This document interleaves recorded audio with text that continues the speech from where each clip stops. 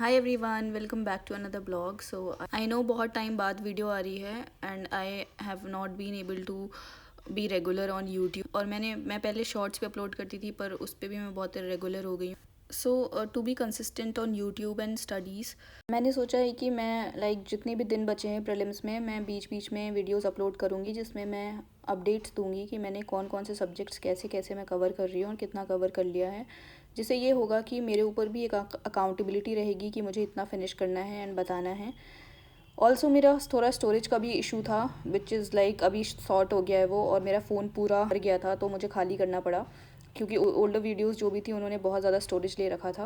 So talking about the subject, आपने मेरा अगर लास्ट वीडियो देखा हो तो उसमें मैं पॉलिटी कर रही थी, जो कि मैंने फ़िनिश कर लिया है। इवन इकोनॉमिक्स भी मैंने बहुत हद तक फ़िनिश कर लिया है। एंड अभी मैं आर्ट एंड कल्चर, जो हमारा सब्जेक्ट है, उसको मैं करने वाली।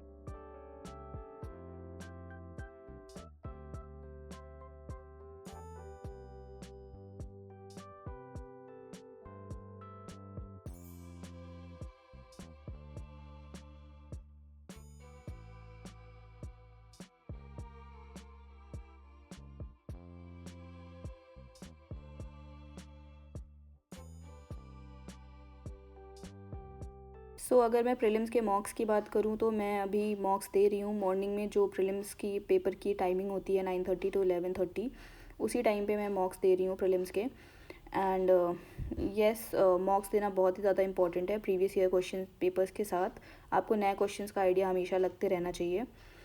अगर आप भी 2026 यूपीएससी एग्ज़ाम के लिए अपेयर होने का प्लान कर रहे हैं तो आपके लिए एक गोल्डन अपॉर्चुनिटी है 2.5 CR के स्कॉलरशिप पूल के साथ।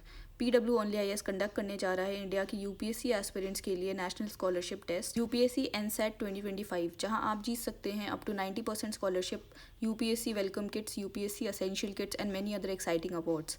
डेट है 23 मार्च, यानी कि कमिंग संडे। ऑनलाइन ऑफलाइन दोनों मोड्स में अवेलेबल है। ऑफलाइन में आप करोल बाग, मुखर्जी नगर, पटना, लखनऊ, जयपुर, इंदौर या प्रयागराज जैसे सिटी सेंटर्स में अटेम्प्ट कर सकते हैं। इसकी टाइमिंग रहेगी 11 से 12 AM। रजिस्ट्रेशन का लिंक डिस्क्रिप्शन में है, आप वहां चेकआउट करके रजिस्टर कर सकते हैं क्योंकि सीट्स ऑलरेडी लिमिटेड हैं। Even if I am doing art and culture, तो हमें ये नहीं भूलना चाहिए कि हमारे जो स्कोरिंग सब्जेक्ट्स हैं पॉलिटी एंड इकोनॉमी, जिसमें हम अच्छा स्कोर कर सकते हैं, मैं उसको रिवाइज भी करते रहती हूँ बीच बीच में। तो पॉलिटी की अगर बात करूँ तो अगर उसके कुछ टॉपिक्स हो गए तो मैंने उसके नोट्स भी बना रखे हैं। FR हो गया या DPSPs हो गए। मैं उन सारे टॉपिक्स को बीच बीच में रिवाइज करती रहती हूँ क्योंकि वो मैं जनरली भूल जाती हूँ अगर मैं उसको ज़्यादा टाइम के लिए छोड़ दूँ तो।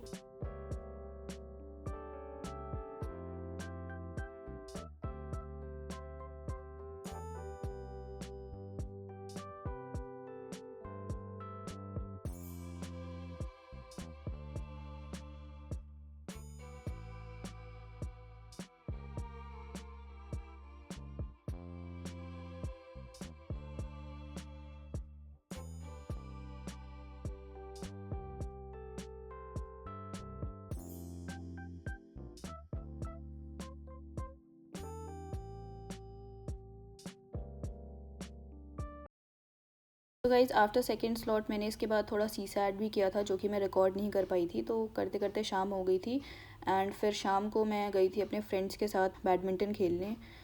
मेरे घर के पास ही ये छोटा सा पार्क है, वहाँ पे मैं बैडमिंटन खेलने गई थी अपने दोस्तों के साथ। तो 1 घंटा मैंने खेला होगा बैडमिंटन। उसके बाद फिर मैं घर वापस आ गई थी।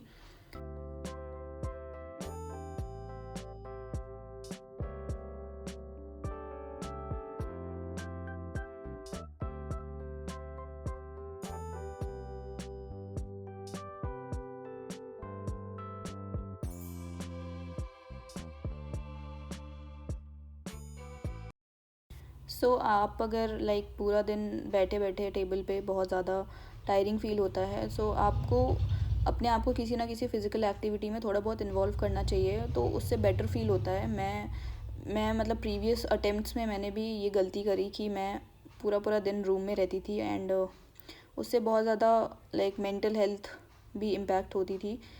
तो अगर आप थोड़ा सा शाम में भी थोड़ा बाहर निकल जाओगे तो वो हेल्दी है एंड उससे आपकी पढ़ाई इम्पैक्ट नहीं होगी। इनफैक्ट और ज़्यादा आप अच्छे से आगे पढ़ सकते हो। जो भी पढ़ोगे वो अच्छे से रिटेन भी होता है एंड दिमाग भी सही रहता है। सो मेरे को बहुत ज़्यादा क्रेविंग हो रही थी कुछ खाने की, तो मैंने अपने लिए बनाया ये पनीर सैंडविच। बहुत फटाफट से ये बन गया था और इसको खा के मैं वापस पढ़ाई करने चली गई थी।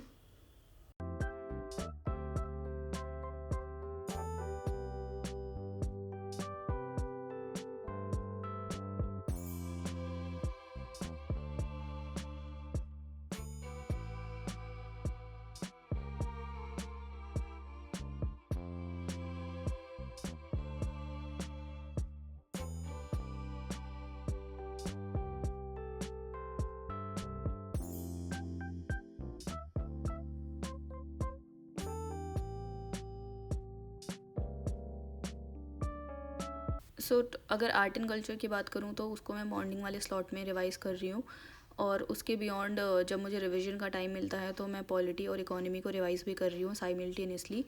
तो अभी मैं पॉलिटी को ही रिवाइज़ कर रही थी, जो चीज़ें मैं भूल जाती हूँ और या जिसमें मेरी मिस्टेक्स होती हैं, जो मैंने मॉक्स दिया था उसमें जिसमें जिन जिन टॉपिक्स पे मेरा मिस्टेक हुआ था, तो मैं उन्हीं सब चीज़ों को एक बार वापस से रिकॉल कर रही थी।